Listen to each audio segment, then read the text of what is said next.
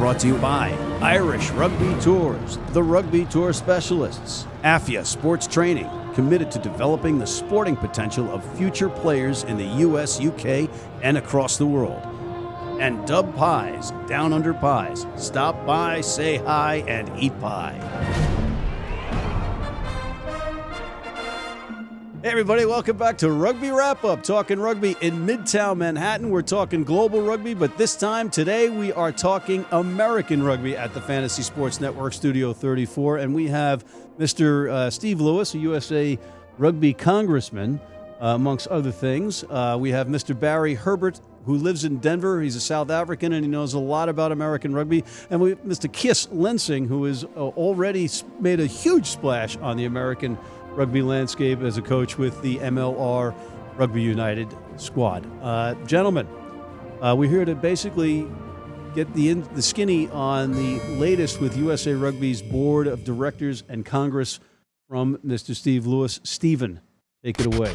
Matthew, Congress meeting was in Denver this last weekend, and the only positive thing that came out of it was that there were a couple of new board members ratified. So now the board is up to 8. You have 8 seats out of the 9 filled. So the board put forward two names. Jim Brown, who's got a long-time association with USA Soccer, was very much instrumental in getting the World Cup bid here for 2026. And Julie Lau, who is a managing director, KPMG, so audit, fiscal control was her sort of strength.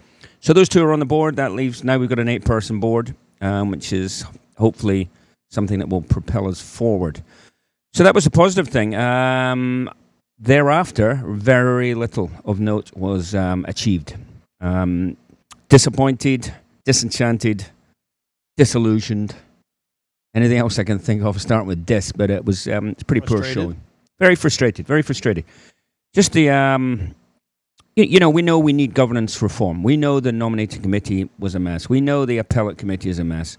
And the inability of Congress to grasp the nettle and take on these issues and come up with solutions is just is mind-blowing to me. So what was the most frustrating thing for you? Well, there was a group of which I was involved peripherally. There were other people who did the hard yards, did most of the work, who put together some bylaw revisions, about looking through the bylaws, how can we improve things, how can we change things.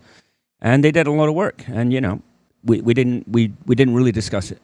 We talked around things. Oh, let's set up working groups, bring in stakeholders, blah, blah, blah. Bigger government. Yeah, it gets punted down the road for another 6 months. So, it really gives you very little hope that Congress as a body can achieve anything in its current state. I mean, the governance is broken, right? We've got rid of a failed board. We've got a new board in. Hopefully they can do their stuff. Congress has got to take a real look at itself in the mirror. I mean, you've got 46 people, mostly well-intentioned and working hard at the grassroots, but sometimes not really, educating themselves or taking a challenge. If you want to be on a board that makes a difference or a governmental body that makes a difference, then do the work. So that's going to make me a lot of friends. Yeah, well, you've got friends right here. That's all you need, and he's there enormous. So there you go. That's all you need. So take us through for John and Joan Q public on the street that don't know the procedure here. You fly yourself out to Denver out of your pocket for this meeting. Yeah, I'm one of 5 out of 46 that pay their own way. I managed to put that question to the body. So 5 out of 46 that pay your own way. Yeah, I mean, there's different things. So clubs are typically paid by the local union, right? So Empire pays for Ken Paper, Mike Crafton. Youth are well organized. They youth and high school, so they pay their own way. College rugby is really a department of USA Rugby and therefore doesn't have a lot of funds. So I get it. But, it's a little frustrating. But they have agreed to reimburse me on this occasion. I've got a positive. Finally, I've got a positive. Just remembered. So Ross Young did a presentation, State of the Union. There's a Q&A. And then the new CFO, Eric Gleason, did a presentation. Now, he's quite an impressive guy. So that does fill you with confidence. He was on top of his figures, which is what one would hope from a CFO. He also has, I think, sort of a good bedside manner for an accountant. He's also a USA Soccer guy. He's been involved there for some time. So he was a bright spot. He did quite well.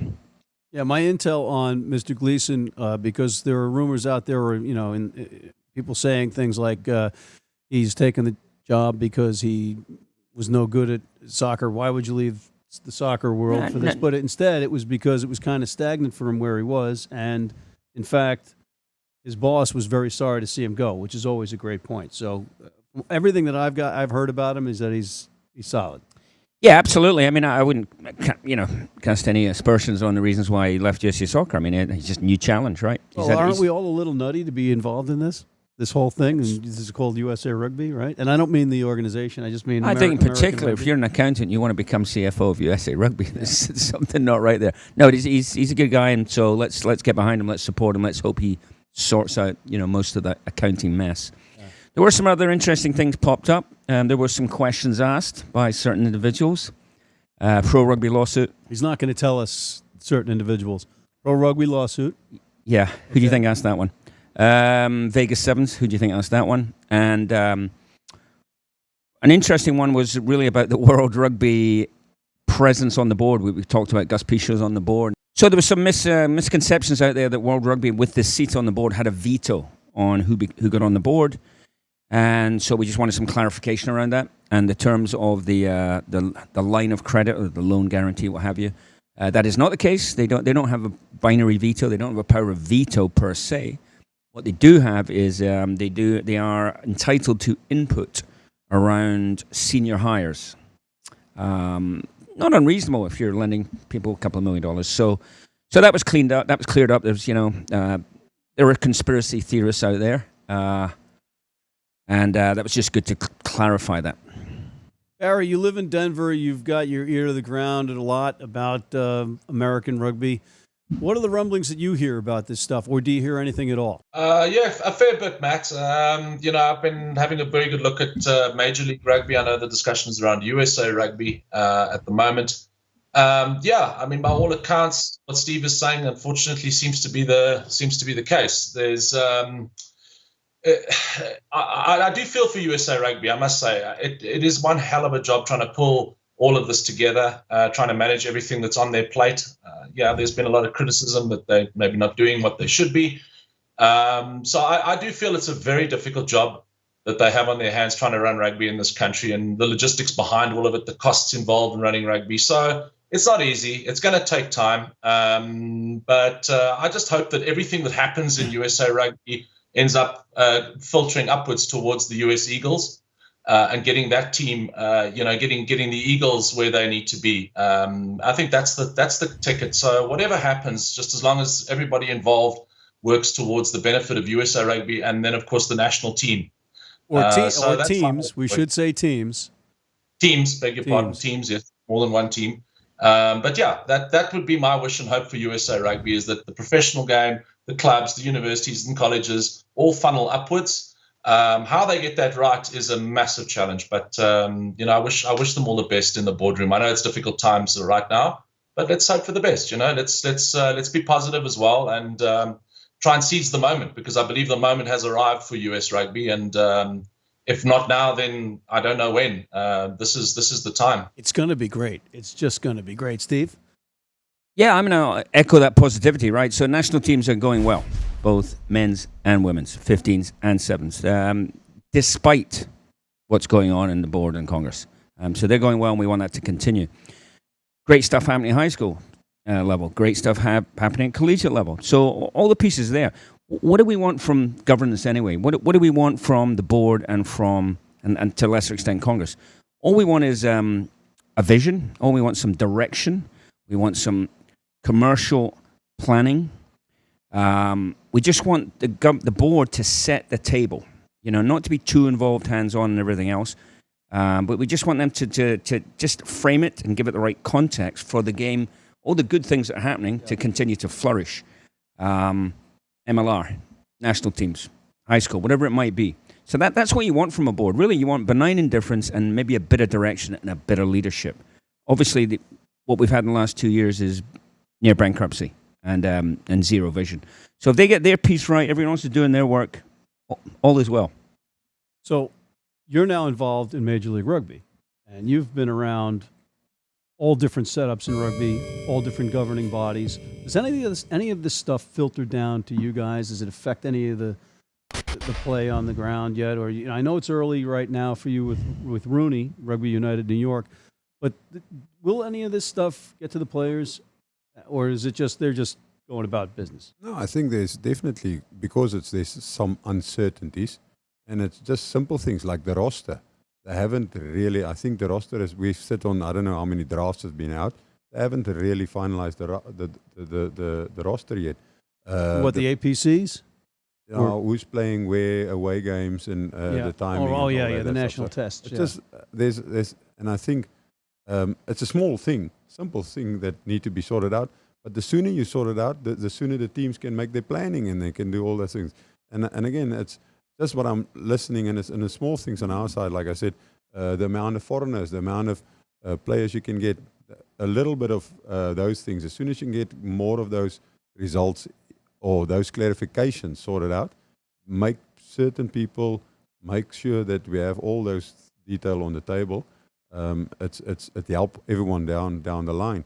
But it comes to what's happening at the top. If you organize at the top, everyone know exactly what his job is and what's the goal, where we're going. Like Steve said, if there's a clear vision where they want to take USA Rugby and where they want to take the company as a whole, that will definitely help things at the bottom. So, but I'm very positive. Like this country, there's so much potential, and I think we just need to be patient.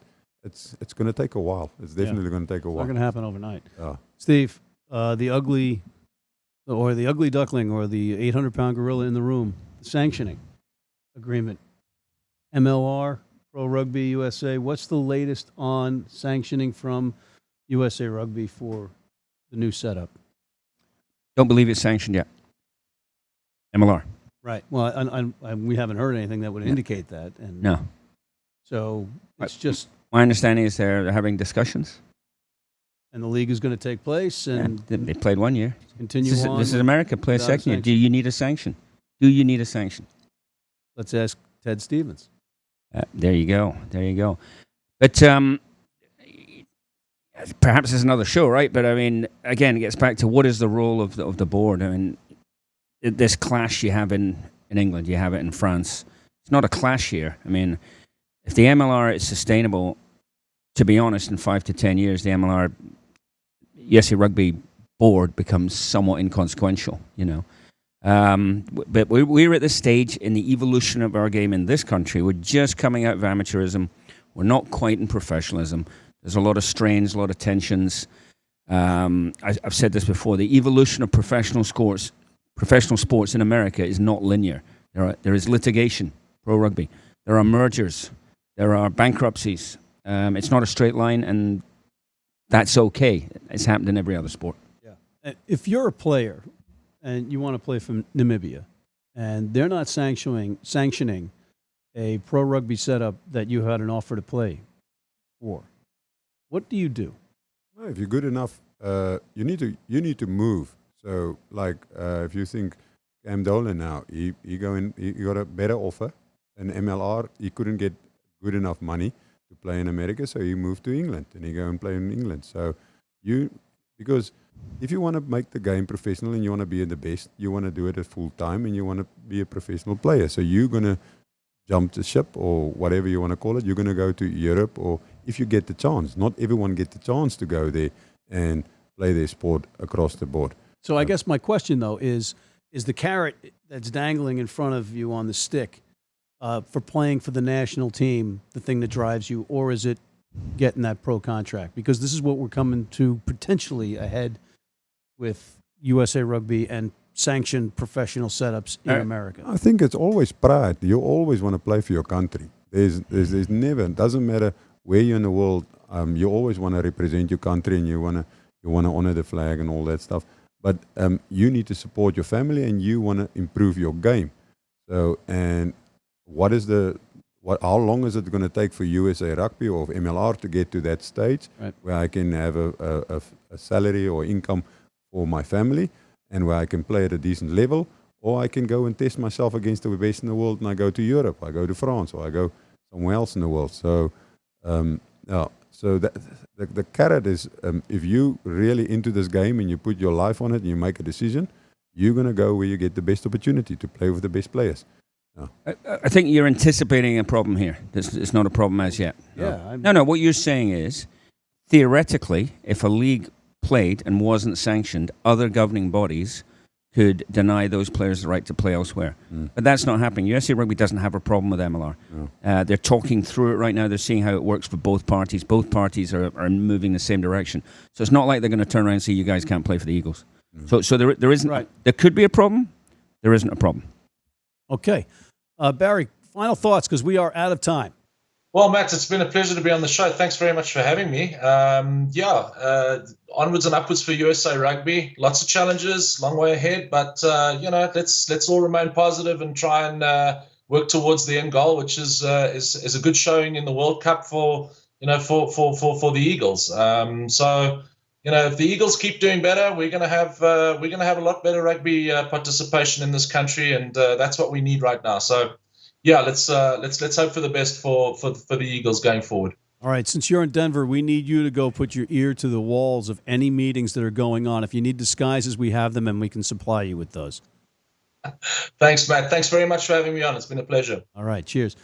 Steve? Quick shout out. APC starts this weekend, which is the sort of second string tournament. America's Pacific Challenge, I think, is the nomenclature right now.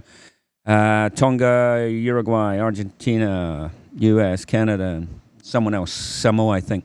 So this is it's sort of a 5-game, 3-week tournament. Very important for development for American players.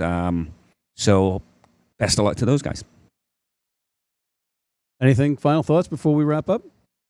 No, I'm just Rooney going undefeated this year? Quick question. How are Old Blue doing? Are they 4-0, I believe? Yeah, at the moment we're going good. But the next 2 weeks going to be the real challenge for the season. So hopefully we can keep our feet on the ground and keep the scoreboard ticking. And we'll see. Did they beat the AC? Once? Yeah. Once away. So. You're with Rooney, Rugby United New York. You're also helping out with Old Blue. Yes. You're also helping out with Bayonne. Yeah, Bayonne. Bayonne Rugby. And Iona. And Iona. So I'm a little bit busy at the moment. That's great. All right. On that note, gentlemen, thank you for coming in, and thank you for calling in, Barry. On behalf of Mr. Barry Herbert, Mr. Steve Lewis, and Mr. Kees Lensing, I'm Matt McCarthy at Rugby Wrap-Up at the Fantasy Sports Network, Studio 34, talking rugby in New York City, signing off.